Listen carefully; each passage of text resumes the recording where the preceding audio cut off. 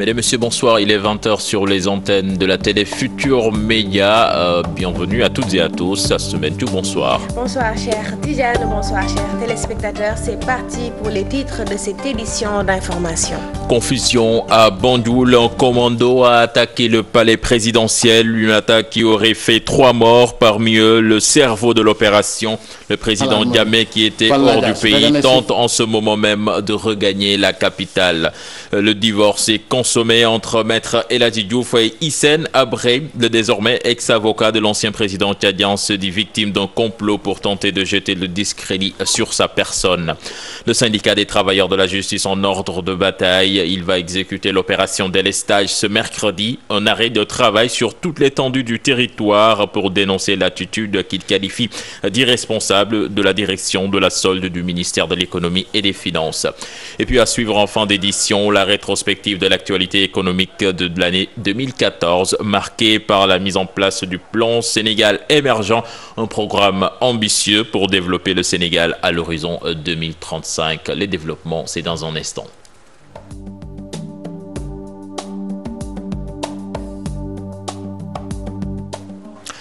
La Gambie pour ouvrir ce journal, encore une tentative de coup d'État. Cher Tidjane, des hommes armés auraient attaqué le palais présidentiel, ce qui n'est guère une première en Gambie, pays très critiqué en raison des restrictions imposées et des violations des droits de l'homme. Récit d'une journée très mouvementée. Pape Cheikh Ndiaye Diouf. La Gambie, réveillée par une tentative de coup d'État, une information relayée par le site d'information gambien freedomsnewspaper.com. La mutinerie déclenchée aurait fait 4 morts dans le camp des putschistes et 1 blessé. Elle a été vite maîtrisée. Des faits qui se sont déroulés en l'absence du président Yahya Jammeh en visite à l'étranger. Une tentative de coup d'État, ce n'est pas une première en Gambie. Déjà, le 21 mars 2006, les forces loyalistes du président Jammeh avaient déjoué une tentative de putsch alors que le président était en Mauritanie. La Gambie, un pays instable, un pays où le non-respect des droits de l'homme ne cesse d'inquiéter la communauté internationale. En 2013, un rapport du ministère britannique des Affaires étrangères avait épinglé la Gambie pour avoir foulé aux pieds le droit de ses citoyens. Cas d'emprisonnement arbitraire, fermeture illégale de journaux, torture, discrimination contre des minorités, telles sont les exactions dont le rapport faisait état. Face à cela, certains Gambiens n'ont qu'un choix, s'exiler. Des faits qui ont fini par révolter la diaspora gambienne. Jammeh Must Go, un mouvement lancé dans presque toutes les capitales pour exiger le départ de Yahya Jammeh. La Gambie, encore frappée par une tentative de coup d'État. Yahya Jammeh, un homme au pouvoir après le coup de force du 22 juillet 1994. Yahya Jammeh, un homme sous le feu de la critique sur le plan international. Nous restons avec la tentative de coup d'État en Gambie. Selon les dernières informations, 3 putschistes présumés seraient morts et 4 autres gravement blessés. C'est le président Yahya Jammeh qui l'annonce sur sa page Facebook. Selon lui, le commando est entré à Bandoul via le Sénégal. Il annonce son retour pour bientôt et les acteurs du complot seront traduits en justice. L'essentiel de la déclaration de Yahya Jammeh, des propos de Yahya Jammeh, nous est résumé ici par Fatima Ba. Il est plus que jamais déterminé à rester à la tête du pouvoir en Gambie. Yahya Jammeh n'a pas tardé à réagir après la tentative de coup d'État dans son pays. Sur sa page Facebook, le président gambien confirme la mort de 4 hommes, des pros de l'ancien commandant de la garde de l'État, Lamine Sané, leader de l'attaque parmi les morts. 4 autres sont gravement blessés. Ce groupe d'hommes armés qui a attaqué son palais a été rapidement repoussé par les forces de l'ordre sur place. Yahya Jammeh n'a pas manqué de souligner sur sa page Facebook que ces putschistes présumés sont passés par le Sénégal pour envahir son palais. Il soutient que les ennemis du peuple gambien ont été vaincus et qu'une fois de retour de sa visite d'État en France, une enquête sera ouverte et les auteurs de ce qu'il qualifie de complot traduits en justice.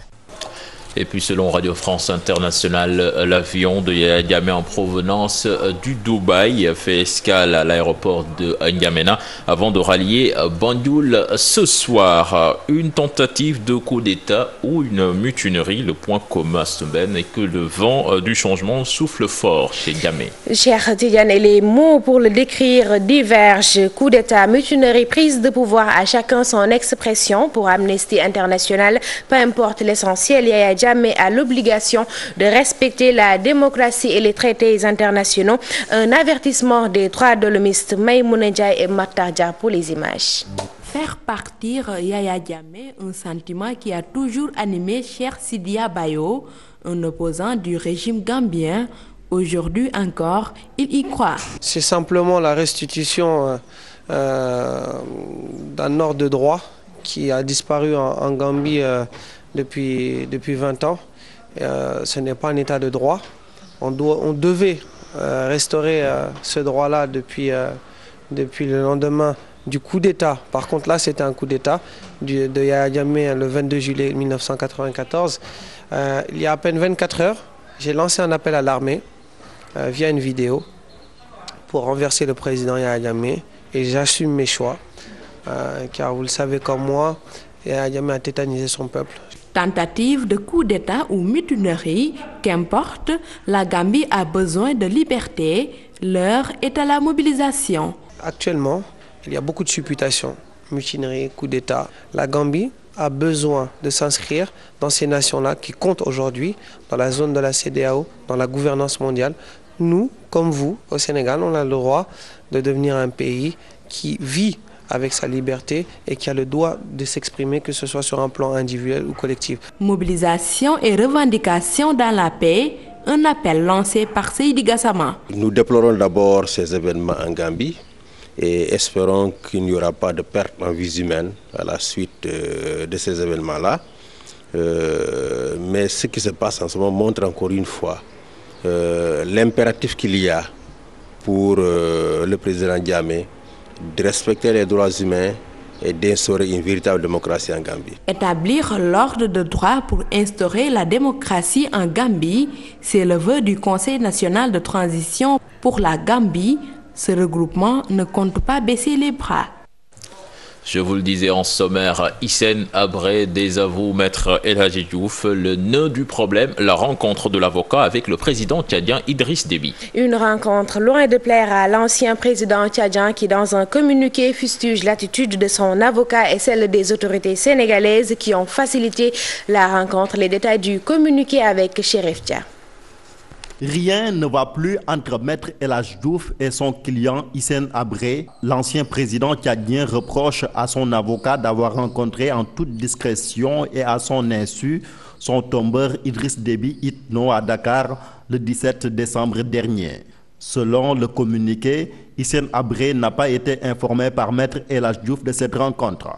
C'est donc pour son compte personnel qu'il est allé à ce rendez-vous, précise le texte rédigé par la défense au nom de Hissène Habré en détention à la prison du Cap Manuel. Dans ce document, aux allures d'un désaveu, la défense estime, je cite, « L'opération Maître El Hadji Diouf heurte les consciences, viole les règles déontologiques de la profession d'avocat, mais aussi et surtout nous édifie chaque jour sur le fossé immense entre le discours sur une gouvernance démocratique et vertueuse et une pratique politique nauséabonde. » Fin de citation.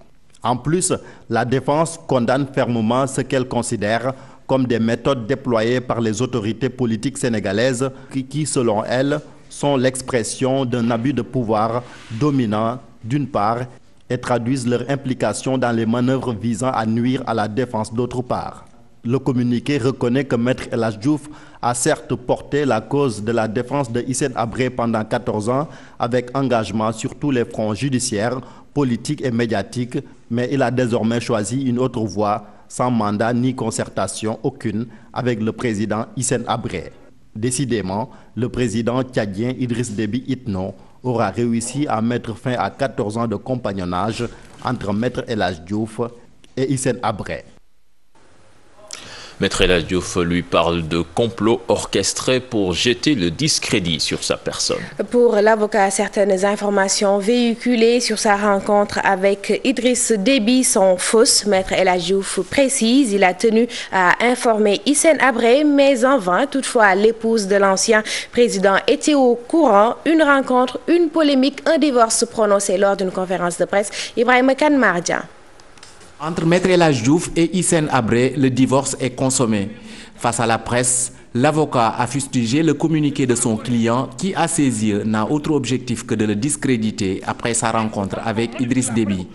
Du mensonge pur, c'est en ces termes que la robe noire se prononce sur cette affaire. Je dis que c'est Macky Sall et les autorités sénégalaises qui m'ont démarché pour que j'aille rencontrer Déby. C'est un mensonge grotesque. Ce communiqué est un communiqué de comptabilité et de mensonge. Je suis déçu. Moi qui croyais bien faire.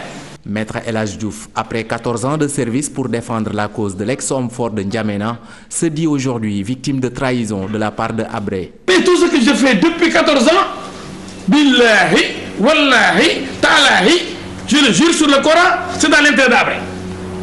Jusqu'y compris la rencontre entre El Hadji Diouf et Déby. Je suis très surpris par la trahison dont aujourd'hui je suis victime.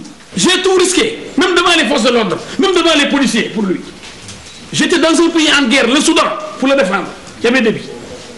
Kadhafi était là tous les jours, plus riche que Déby, il voulait me rencontrer. J'ai refusé, parce que je tapais sur Kadhafi. Le député avocat précise qu'il n'a jamais posé d'acte à l'encontre des intérêts de son client. Il déclare en outre avoir tenté de prévenir Hissène Habré avant son face-à-face avec le président Déby, mais en vain. Il dit toutefois avoir informé l'épouse de son client. L'avocat encourt des risques. Des risques si l'ancien président tchadien saisit officiellement l'ordre des avocats. Salima Taou. Le communiqué du président Hissène Habré fait du bruit dans la presse. Selon Maître Hassan Diomandiaï, si Habré saisit la justice, il peut avoir gain de cause. C'est un cas qui est là, dont on ne maîtrise pas toutes les données, mais évidemment, si éventuellement il y avait une plainte au niveau du bâtonnier de l'ordre des avocats, évidemment le bâtonnier certainement déployerait toutes les diligences et je pense qu'il y a des sanctions effectivement qui sont prévues. L'avocat revient ici sur la nature des relations entre l'avocat et son client. Essentiellement, il y a deux obligations. D'abord, une obligation de loyauté. C'est une obligation qui englobe pratiquement tous les autres principes qui peuvent régir les rapports entre avocats et clients. Et il y a une autre obligation extrêmement importante, c'est l'obligation de confidentialité. C'est-à-dire le client vous fait des révélations, vous avez des connaissances de certaines choses que vous tirez des rapports que vous avez avec le client. Mais pour ces deux obligations, elles sont fondamentales, substantielles. Des sanctions allant jusqu'à la radiation sont prévues par l'ordre des avocats. Tout dépend évidemment des fautes qui sont commises, c'est des fautes graduelles. Et des gradués et des sanctions graduelles, c'est des sanctions proportionnelles. Et évidemment, c'est le plan disciplinaire, c'est le plan de l'éthique, mais ça relève de l'ordre des avocats. Le compagnonnage entre le président Hissène Habré et Maître El Hadji Diouf a duré 14 années. Cette visite de l'avocat à Idriss Déby Itno pourrait bien compromettre leurs relations. Procès Karim Wade à présent. Baratal, le patron de Jean Lefebvre Sénégal, a comparu à la barre en tant que témoin dans la constitution de la société Dalia Essa, dont il est le président du conseil d'administration. Le témoin n'a pas varié dans ses réponses. Il a confirmé toutes les déclarations faites devant la commission d'instruction. Il déclare détenir au début 1% de Dalia Essa et devrait à la fin des travaux d'aménagement avoir 33% avant l'audition région de Baratal. Il a été procédé à la confrontation de 2 témoins dans la création d'AN Media, notamment Chertidiane Dia et Mansour Gaï, respectivement administrateurs d'AN Media et directeur du CICE. Il n'est pas exclu la poursuite de certains témoins pour délit de faux témoignage. Une requête des avocats des 2 parties. L'audience reprend ce lundi 5 janvier 2015. Nous restons au palais de justice, opération délestage. Le syndicat des travailleurs de la justice en mouvement d'humeur ce 31 décembre. Pendant 4 heures, ils vont bloquer toutes les juridictions et services du ministère de la Justice de 9h à 11h avec des sit-ins dans tous les palais de justice et services relevant de leur ministère. Une façon de dénoncer ce qu'ils appellent une attitude cavalière et irresponsable du ministère de l'économie qui serait à l'origine de dysfonctionnements et de perturbations notées dans le service public en omettant le paiement de leurs heures supplémentaires. Nous restons avec les manifestations. 9 mois sans salaire ni cotisation à l'IPRES et à l'IPM, réduction de leur heure de travail, suppression des congés et du 13e mois. Le personnel de l'entreprise Génie Civil Concasseur Basalt Bois du Noir. Oui, très en colère à Astou. Ils ont tenu ce matin en sit-in pour fustiger l'attitude du patronat. Et ils envisagent de dérouler d'autres plans d'action pour entrer dans leur fonds. Compte rendu de ce sit-in signé Pape Nerifal et Abdou Karim Diop. Les travailleurs de l'entreprise Génie Civil Concasseur Basalt de Ndiambour ont tenu un sitting ce matin pour dénoncer les conditions de travail auxquelles ils sont victimes. Chaque jour, samedi, dimanche. On travaille tous les jours, même les samedis et les dimanches. À la fin du mois, on se retrouve avec des salaires de misère. En plus, quand vous tombez malade, vous vous prenez en charge. Même pas de cotisation à l'IPRES ni à l'IP, encore moins à l'IPM. Ces agents réclament 9 mois d'arriérés de salaire et des versements à l'IPRES et l'IPM. 9 mois fait un salaire, 3 mois nous fait bulletin de salaire. 9 mois qu'on n'a pas reçu nos salaires. Notre patron ne s'acquitte pas de nos cotisations à l'IPRES ni à l'IPM. Son fils Cheikh Diop ne fait que nous servir des mises à pied. C'est ça son travail. Ses camarades de Bachi Diop appellent les chefs religieux à intervenir auprès de leur patron. Nous interpellons Serigne Abdou Azizsi ainsi que Serigne Cheikh. Vraiment, nous sommes fatigués. Nous sommes à bout et sous peu le peuple va nous entendre. Nous avons 9 mois de salaire. Nous avons dañoo sës bu ñu fayee suñu xaalis nag fii ak fan yu néew dinañ dégg loo xam dinañ ne lii ndax alal jar na ko. Les employés de l'entreprise Génie Civil Concasseur Basalt de Ndiambour ont dressé un chapelet de revendications réclamant ainsi de meilleures conditions de travail face à l'arrogance du fils de leur patron. Ce dernier n'a pas voulu se prononcer sur les accusations portées contre lui. Et puis signature d'un protocole d'accord entre le gouvernement et le syndicat des inspecteurs et inspectrices de l'éducation, un protocole qui porte sur 13 points. 13 points parmi lesquels la revalorisation des indemnités et des salaires, la mise à leur disposition de moyens logistiques, une plateforme revendicative que le gouvernement s'engage à satisfaire entièrement. Gouvernement représenté par les ministres de l'éducation, de la fonction publique et de la formation professionnelle et du représentant du ministre du budget. De l'autre côté de la table, les syndicats, plutôt les inspecteurs de l'éducation. Aminata Mbaresso était présente à la rencontre. Un protocole d'accord après 8 mois de négociations. Par cette signature, le gouvernement du Sénégal s'engage à apporter des solutions aux 13 points de revendication du syndicat des inspecteurs de l'éducation nationale. Les 13 points pour lesquels des réponses ont été données aujourd'hui, peut-être qu'il n'y en a que 4 ou 5 qui concernaient des conditions d'amélioration d'une situation salariale ou indemnitaire. Tout le reste concernait des questions relatives au pilotage du système éducatif, à la qualité et aux conditions de travail. Changement du régime indemnitaire, meilleur traitement salarial, accès à des moyens logistiques, priorité des inspecteurs. C'est d'abord sur le régime indemnitaire. Le gouvernement a renvoyé à l'étude, mais aujourd'hui que l'étude se mène, nous avons bon espoir que justement les revendications qui touchaient à ce régime indemnitaire seront prises en charge. Le deuxième point, c'était sur les conditions de travail des inspecteurs qui sont aujourd'hui désastreuses.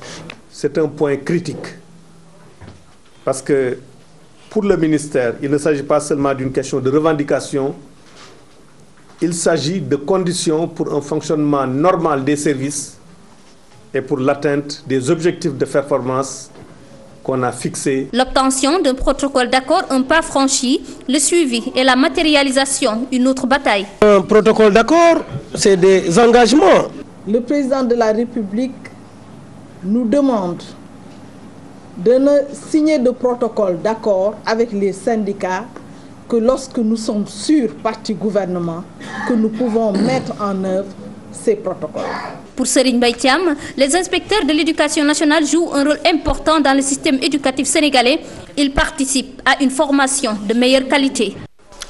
La 23e FIDAC, ce n'est pas que la vente des produits à semaine, on y préconise également un comportement éco-citoyen pour un développement durable. Et le ministre de l'Environnement, Abdoulaye Bibi Baldé, tient au cadre de vie des Sénégalais et pour lui, ces derniers sont les seuls à pouvoir le rendre agréable par un comportement éco-citoyen. Abdoulaye Bibi Baldé est avec Aïssatou Paye Fall et Thierno Laurent Mendy. Nous avons voulu sensibiliser les populations pour un comportement éco-citoyen.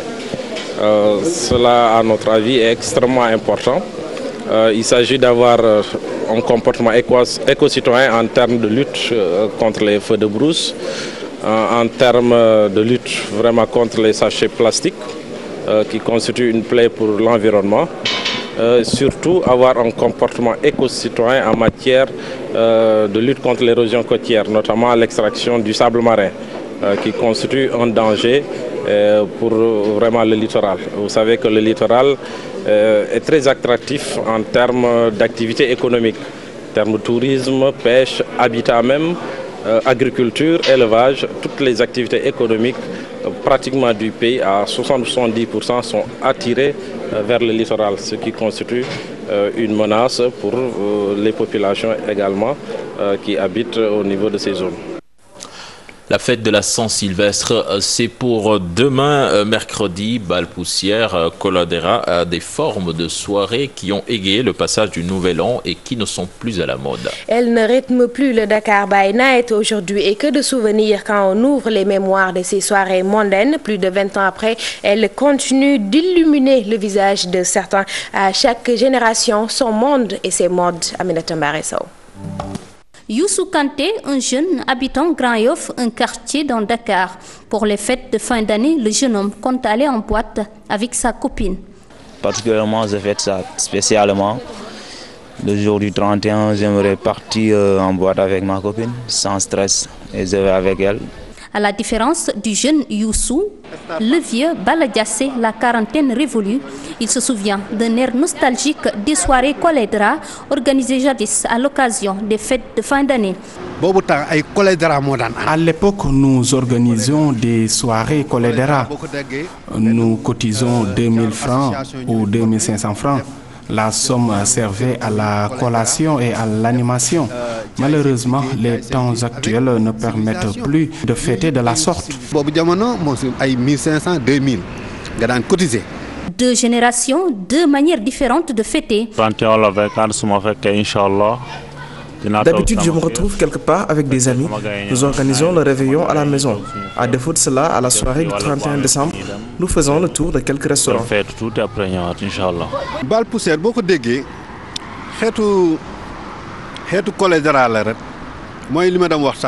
Bal poussière, c'est une sorte de Koledra. Il fallait vraiment danser jusqu'à ce que la poussière t'enveloppe. C'est ce qui faisait son charme. Et même les chaussures que la personne porte étaient recouvertes de poussière.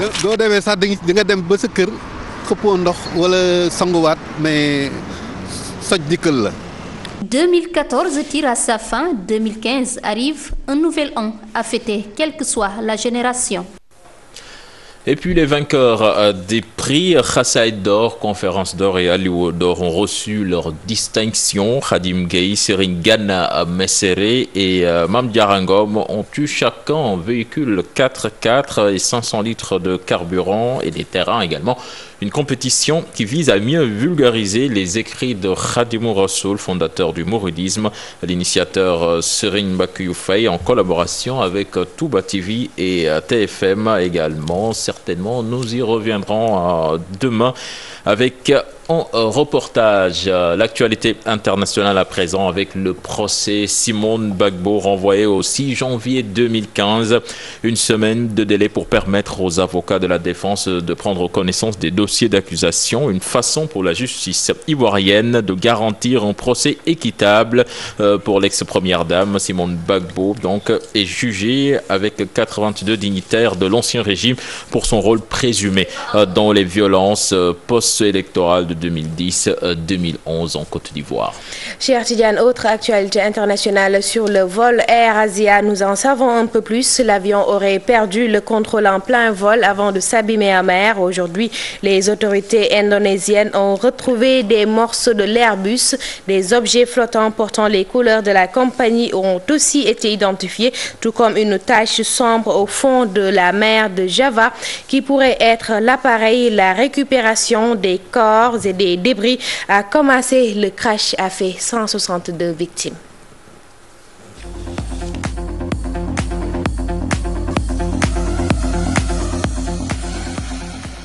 La rétrospective de l'actualité économique de 2014 marquée par la mise en place du PSE, un programme ambitieux qui vise l'émergence à l'horizon 2035. Un plan des ambitions, destination 2035, principal objectif l'émergence, et des partenaires techniques et financiers y ont cru et ont accepté de l'accompagner à hauteur de 5 785 milliards pour sa mise en œuvre, et la phase active est lancée avec la Cité de l'émergence. Ibou Kane.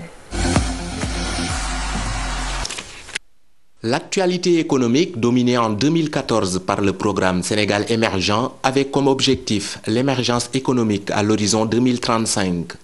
L'ambition repose sur un important programme d'investissement. Il faut alors chercher des fonds auprès des partenaires techniques et financiers. Le 24 février arrive enfin le moment tant attendu. Nous sommes à Paris, au siège de la Banque mondiale. Macky Sall et son gouvernement tentent de convaincre les partenaires financiers de la pertinence du PSE. Le Sénégal attend des bailleurs 1853 milliards pour combler le gap de financement sur 5 ans de sa vision de l'émergence. Au sortir du groupe consultatif, les objectifs sont plus qu'atteints. 3 729 milliards obtenus de la communauté des bailleurs en termes d'engagement. Le Sénégal enregistre un grand succès. Nous avons aujourd'hui enregistré avec satisfaction un engagement global de l'ordre de 5 785 milliards de la part des partenaires techniques et financiers de l'État. Le plaidoyer en faveur du PSE couronné de succès avant même ce forum économique des investisseurs privés sénégalais et étrangers tenu le 25 février à la Chambre de commerce et des métiers de Paris. Rencontre devant permettre au Sénégal de combler l'autre gap de 1111 milliards de francs CFA.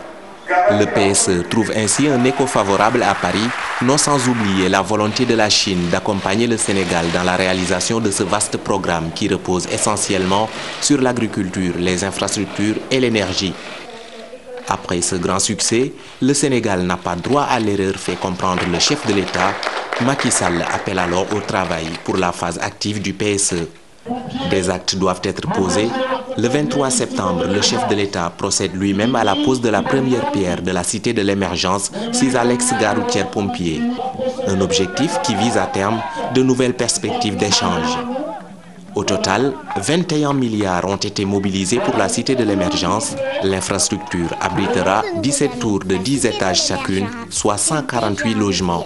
Elle devra en même temps générer 1200 emplois. Dans le cadre du plan Sénégal émergent, 17 tours d'habitation, de bureaux et de... Ibrahima Kane, 2014, Thiès fait peau neuve. L'enveloppe destinée à ces chantiers passe du simple au double, 500 milliards pour la capitale du rail, cher Tidiane. Une manne financière destinée à la relance des chantiers et des industries de la région. 2014, le Sénégal a également gagné 10 places dans le classement du Doing Business. 10 après Ra.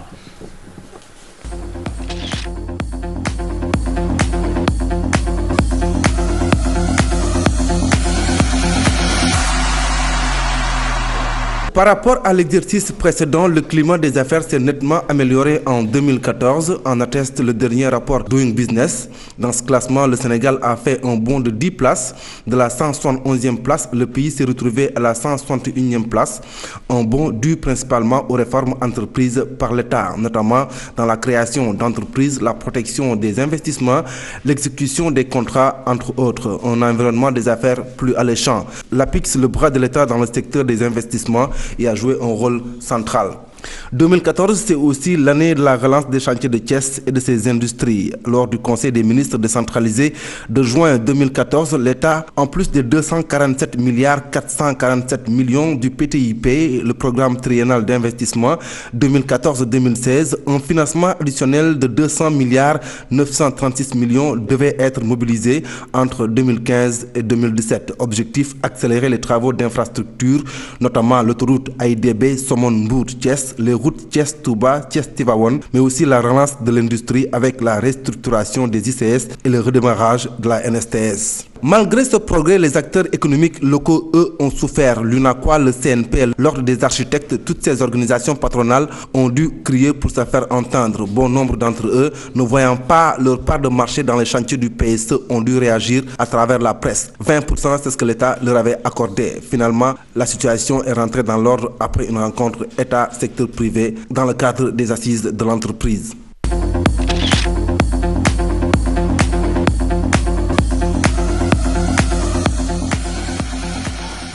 Rétro 2014, toujours Vallée du Fleuve, Sénégal, 5 jours pour accueillir le chef de l'État. Une tournée du président de la République dans les régions de Saint-Louis, Matam pour booster les potentialités agricoles de ces localités avec pour objectif d'atteindre l'autosuffisance alimentaire en 2017. Fatou Bintou Kanté.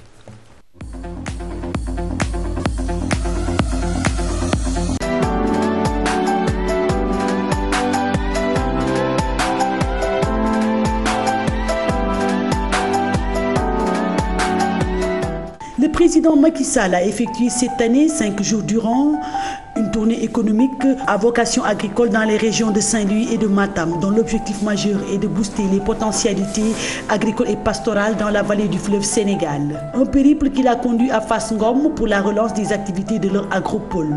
Lors de cette tournée, il a confirmé la construction du port de pêche de l'hydrobase pour un coût de 4 milliards et dont les travaux devront débuter en juillet 2015 pour terminer en février 2016, avec plus de 1000 emplois à la clé. Des investisseurs qui tiennent à monter des entreprises sur le nouveau port ont manifesté d'ailleurs leur intention. Après l'étape de Saint-Louis, le président Macky Sall s'est rendu dans la vallée du fleuve Sénégal pour constater une nouvelle fois le potentiel agricole des rizières. En visite dans les champs, le président de la République a fait le constat que le Sénégal est en mesure d'acquérir une autosuffisance en riz d'ici 2017. Pour en arriver à cette situation, il faudra, selon lui, soutenir les producteurs à utiliser les 18 km de terre de la vallée. Ainsi, il annonce qu'il va mettre à leur disposition des machines pour la récolte en riz en provenance du Brésil. Il demande également aux Sénégalais de consommer le riz local pour soutenir ce projet. L'objectif, c'est d'atteindre la quantité de 1 600 000 tonnes. L'État va aussi aider les producteurs de riz à écouler leurs récoltes à travers la mise en place d'un système de régulation en amont.